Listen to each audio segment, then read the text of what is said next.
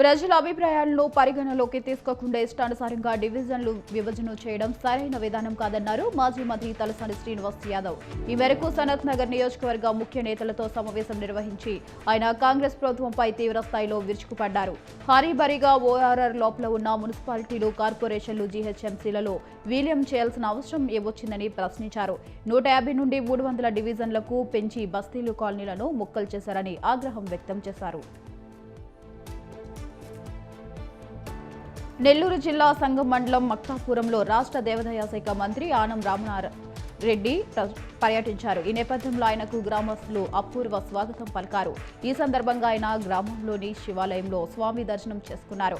ఈ సంవత్సరం 32 లక్షల రూపాయలకు పంచాయతీ భవన నిర్మాణానికి భూమి పూజ చేశారు. 63 లక్షల రూపాయలతో నూతనంగా నిర్మించిన సిమెంట్ రోడ్లను ఆయన ఆనం ప్రారంభించారు. సుప్రీంకోర్టు ఆదేశాలతో పిన్నెల్లి సోదరులు అరెస్ట్ చేస్తే ఇది తప్పు, అన్యాయమని జగన్ మాట్లాడటం ఆయన మైండ్ సెట్ ఏంటో అర్థమవుతుందని టీడీపీ నేత బుద్ధ వెంకట అన్నారు. మున్సిపల్ చైర్మన్ కోసం వేలంపాట పెట్టి దాడులు, హత్యలు చేయించిన దుర్మార్గులు పిన్నెల్లి సోదరులను అరెస్ట్ చేయడం తప్పు, అన్యాయం ఎలా అవుతుందని ప్రశ్నించారు.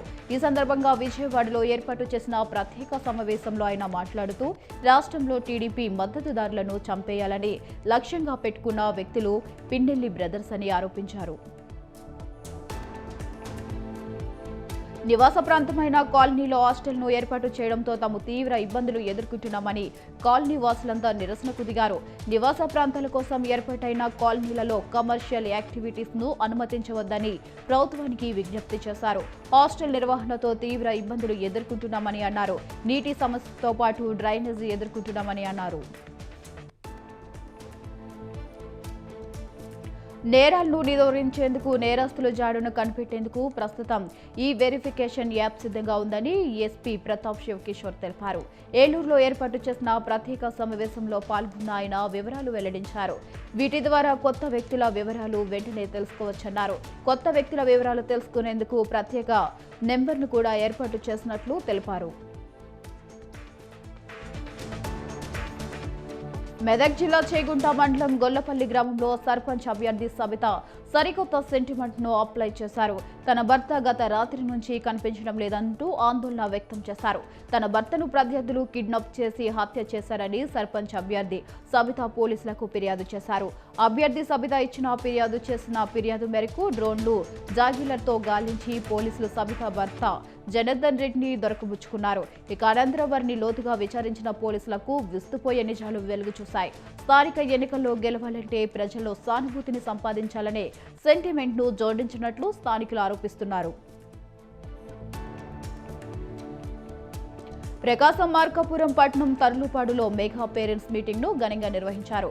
ఓం సాయి వికాస్ విద్యా నికేతన్ కరస్పాండెంట్ ఆధ్వర్యంలో నిర్వహించిన ఈ సమావేశానికి ప్రముఖ వ్యక్తిత్వ వికాస నిపుణులు ఎస్ గమనం, డీఎస్పీ నాగరాజులు ముఖ్య అతిథులుగా పాల్గొన్నారు. ఈ సందర్భంగా వారు మాట్లాడుతూ విద్యార్థులకు చదువు ఒకటే ప్రాధాన్యం కాకుండా సమాజంలోని మిగతా అంశాలపైనే దృష్టి పెట్టాలని అన్నారు. తల్లి పొత్తిలిలో హాయిగా సేద తీరాల్సిన పసికందు పెంట కుప్పపై ప్రత్యక్షం అయిన ఘటన స్థానికుల గుండెను కలిచివేసింది. అభం శుభం తెలియని అప్పుడే పుట్టిన బిడ్డను రోడ్డు ప్రక్కన పడవేశారు కసాయి మనుషులు. ఈ అనూహ్య ఘటన మెండపేట పట్టణంలో సత్యశ్రీ రోడ్లో చోటు చేసుకుంది. అటుగా వెళ్తున్న రైతుకు పెంట కుప్పలో ఏడుస్తూ పడి ఉన్న పసికందును చూసి చలించిపోయాడు. సాంఘిక సంక్షేమ అధికారులకు సమాచారం ఇచ్చి మెండపేట ప్రభుత్వ ఆసుపత్రికి తరలించాడు.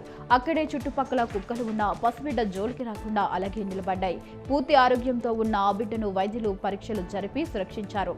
కాగా సీసీ కెమెరాల ఆధారంగా పెంట కుప్పలో పసికందును పడేసిన వారి వివరాలు కనుగొని కఠినంగా శిక్షించాలని ప్రజా సంఘాలు డిమాండ్ చేస్తున్నాయి.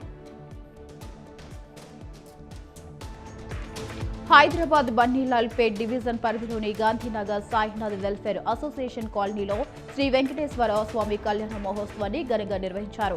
పారిశ్రామికవేత్త శ్రీరామ్ వెంకటేశ్వర్లు, సుజాత దంపతుల ఆధ్వర్యంలో నిర్వహించిన ఈ మహోత్సవానికి కుటుంబ సభ్యులు, బంధువర్గాలతో పాటు సుమారు 300 మంది పైగా భక్తులు హాజరయ్యారు.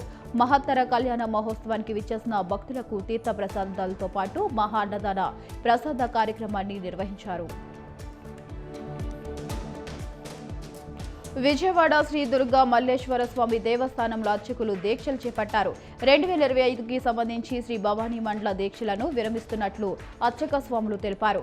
ఈ సందర్భంగా దేవస్థానం వైదిక కమిటీ సభ్యులు, అర్చకులు, శాస్త్రి, వేద పండితులు ప్రత్యేక పూజలు నిర్వహించారు. ఈ కార్యక్రమానికి భక్తులు అధిక సంఖ్యలో పాల్గొన్నారు.